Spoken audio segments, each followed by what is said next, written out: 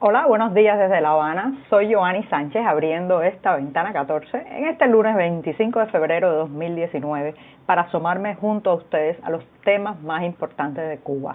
Como imaginarán, hoy el programa está prácticamente dedicado a todo el proceso electoral, el referendo constitucional de este domingo. Contaré detalles, pero también aclaro que estamos a la espera de los resultados preliminares que solo estarán listos hoy pasadas las 3 de la tarde.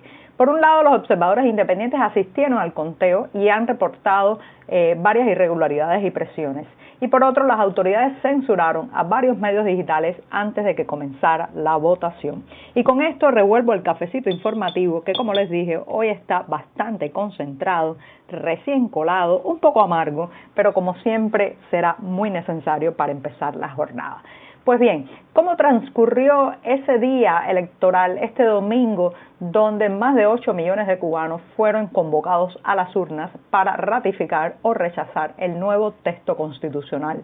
Un texto constitucional muy polémico que sobre todo ha sido descrito por muchos como un intento de la generación histórica de dejar atado y bien atado el futuro del país para que los futuros líderes no puedan desviarse ni un milímetro de ese camino trazado de antemano. Pues bien, a las 5 de la tarde del domingo ya habían ejercido el derecho al voto 7,5 millones de electores, lo que representa el 81.53% del listado electoral actualizado.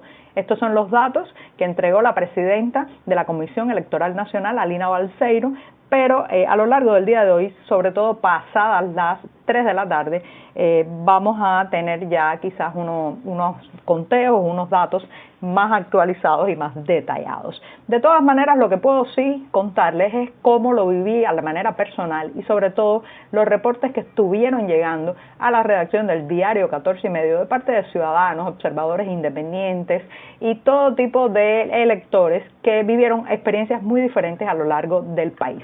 Por ejemplo, se reportaron presiones para votar por el sí, falta de privacidad de los cubículos o de las casillas de votación y sobre todo la férrea negativa de muchos colegios electorales a que los votantes usaran un bolígrafo con tinta indeleble en lugar del lápiz oficial que estaba al lado o que estaba en el interior de cada casilla. ¿Por qué era importante esto? Bueno, pues que mucha gente quería salvaguardar su voto de posibles manipulaciones o borrado posterior y por eso preferían usar un bolígrafo. Sin embargo, en muchos colegios electorales se le mintió al elector diciendo que si marcaba con bolígrafo la boleta, esta sería anulada, cosa que es totalmente falsa. La ley electoral no incluye ningún acápite sobre el tema de tinta o lápiz para hacer válido o no válido un voto. Y bueno, pues algunos sí lograron, a pesar de las presiones, marcar su no con tinta indeleble. Incluso se generó en las redes sociales una distribución de fotos de mucha gente que puso junto a la boleta con el no su carnet de identidad para publicar y ratificar que habían rechazado con su voto la Constitución.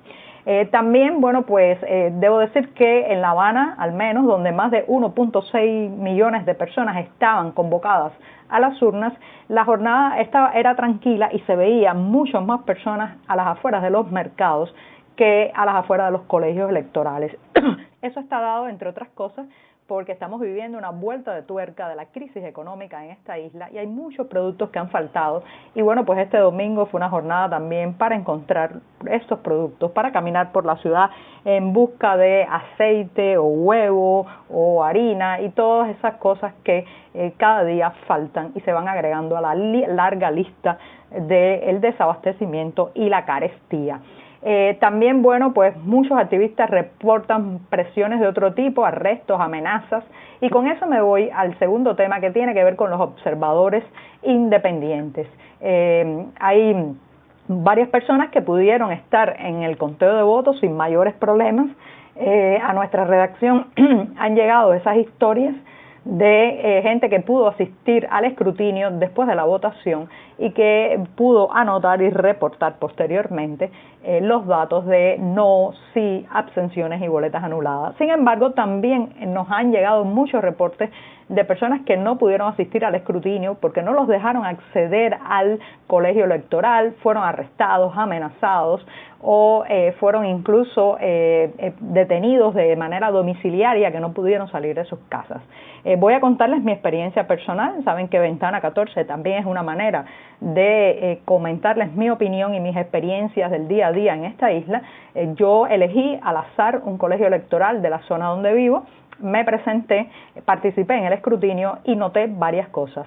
Por ejemplo, noté que en la mesa electoral no estaban para nada satisfechos que hubiera una observadora independiente. Estaban molestos.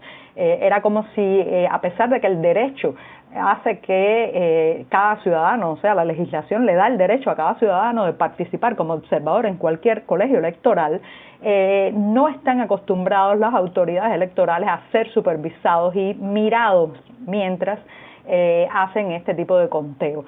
Paralelamente a eso, también recibí presiones. En un momento, incluso cuando indagué sobre un sobre con documentos, un hombre se me acercó y me dijo que lo acompañara afuera, cosa que, claro está, no hice. Lamentablemente, la jornada, después de esas presiones, terminó con un pequeño acto de repudio donde me gritaron, me insultaron, me acusaron de no querer a mi patria y sobre todo lanzaron muchas consignas oficialistas. Es lamentable porque además de violar la neutralidad o la imparcialidad de un colegio electoral, fue una experiencia difícil porque sobre todo había muchos jóvenes y muchos niños involucrados en el acto. Pero bueno, esa fue mi experiencia. De todas formas pude tomar los datos del colegio y les cuento que es un colegio que tiene una composición muy particular porque la mayoría de las personas que viven ahí tienen una afiliación con el gobierno, son personas bastante integradas, como diríamos en Cuba, y en ese centro de votaciones de un padrón electoral de 498 personas, unas 400 votaron por el sí, mientras que solo 25 votantes eligieron la opción del no para no ratificar la Constitución. Hubo también unos 4 votos en blanco y una boleta que no se utilizó porque no estaba debidamente acreditada. Pero fuera de eso, esto es una composición muy particular. He visto otros reportes que difieren bastante, pero fue una experiencia desde el punto de vista periodístico, humano y como ciudadana. Fue una experiencia interesante porque vi de frente también la intolerancia, como a pesar de que la ley dice que el proceso es transparente, cuando el ciudadano quiere ejercer el derecho a que se le deje acceder, pues ya ahí empiezan a funcionar otras reglas. Bueno, pues con esto ya me voy al tercer tema de hoy, que tiene que ver con el referendo también, claro está. Recuerden que hoy casi Ventana 14 está temáticamente totalmente enfocado en el proceso de votaciones, y es que horas antes de que comenzara el proceso, pues las autoridades censuraron a varios medios digitales que tratan el tema cubano. Entre esos está el sitio Tremenda Nota, un sitio que ha tenido una cobertura bastante puntillosa sobre el referendo y que también dedica muchos temas a las minorías. Pues bien, Tremenda Nota se ha sumado a la lista de medios presidiados en los servidores nacionales y lamentablemente nuestro diario digital 14 y medio también está ahora en esas circunstancias. Volvemos a estar censurados, ya lo estuvimos durante varios años, pero en los últimos meses habíamos podido respirar otra vez sin estar en la lista negra, pero lamentablemente ahora para acceder desde dentro de Cuba a 14 y medio es necesario usar proxies o algún tipo de truco que permita sortear la censura. Es muy lamentable, pero esto lo que muestra es que estamos viviendo bajo un régimen que le tiene temor a la prensa libre, a la información y sobre todo que cree que censurando un sitio puede evitar que la noticia, la palabra llegue. Para nada. Recuerden que la creatividad es la capacidad de abrir una ventana donde la puerta está cerrada, y los cubanos somos especialistas en ventanas. Por eso este programa se llama Ventana 14